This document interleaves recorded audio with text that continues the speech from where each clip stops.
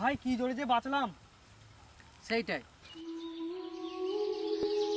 আচ্ছা আকবর, আজকে স্কুল থেকে কিভাবে চলে আসলাম বলতো? আরে ভাই, ওই মেয়েটার নাম কি জানো, যার চোখে চশমা, মিষ্টি হাসি, আমাদের সঙ্গে স্কুল থেকে বাইরে আসলো। তুই কি আয়শার কথা বলছিস? আয়শা? আয়শাই হবে। ও,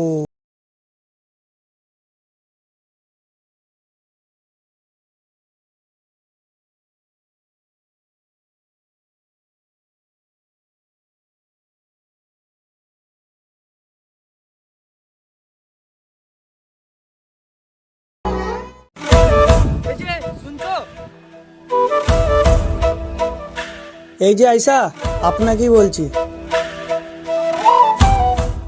একটা থাপ্পড় লাগাবো।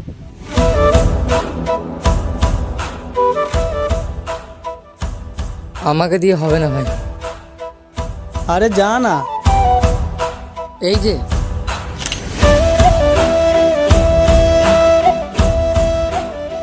কিভাবে যে বোঝাবো, একটা কথা বলার ছিল। কি বলছেন বলেন।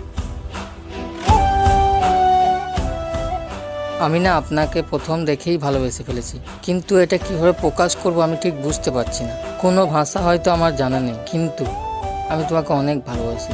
I love you. গার্লফ্রেন্ড হয়ে যাও আমার।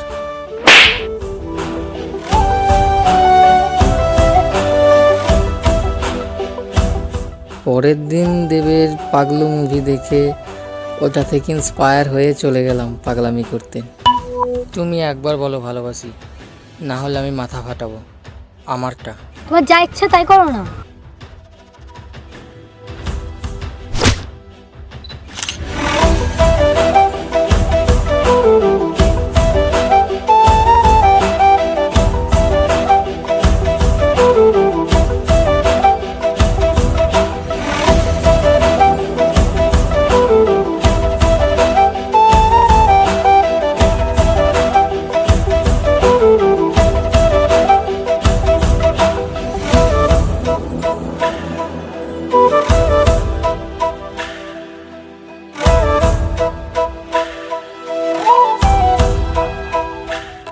শুনেছি প্রেমে পড়লে নাকি মানুষ পাগলামি করে, কিন্তু এতটা পাগলামি করে আমি নিজেকে দিয়ে দেখলাম।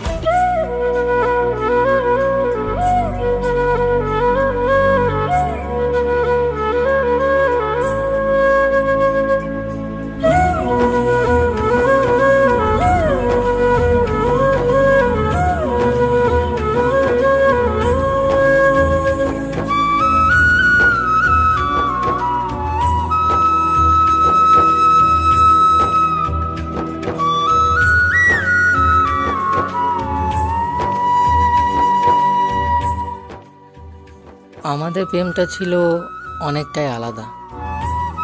যেমনটা সবার ক্ষেত্রে হয় তেমনটা ঠিক না। আমাদের যেদিন প্রেম শুরু হয়েছিল ঠিক সেদিনই আমাদের হয়তো প্রেম শেষ হয়ে গেছিল। ভাই, আয়শা এই রাস্তা দিয়েই আসবে, আমরা আর কিছুক্ষণ অপেক্ষা করি। টাইম তো প্রায় হয়ে আসলো।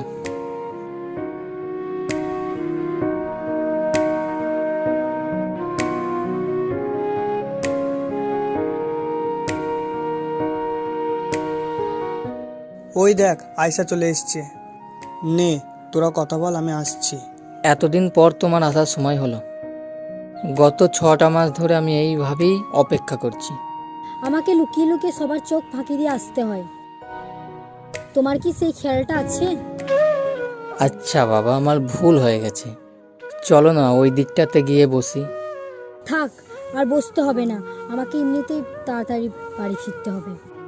কেন, কি হয়েছে বলো আমায়। কি আর বলবো, বাড়ি থেকে অন্য জায়গায় বিয়ে ঠিক করেছে। আমি মা বাবাকে খুব ভালোবাসি তো, তাই আমি ওদের কথা ফেলতে পারবো না। সরি, আমাকে ভুলে যাও, আমি আর তোমাকে ভালোবাসতে পারবো না।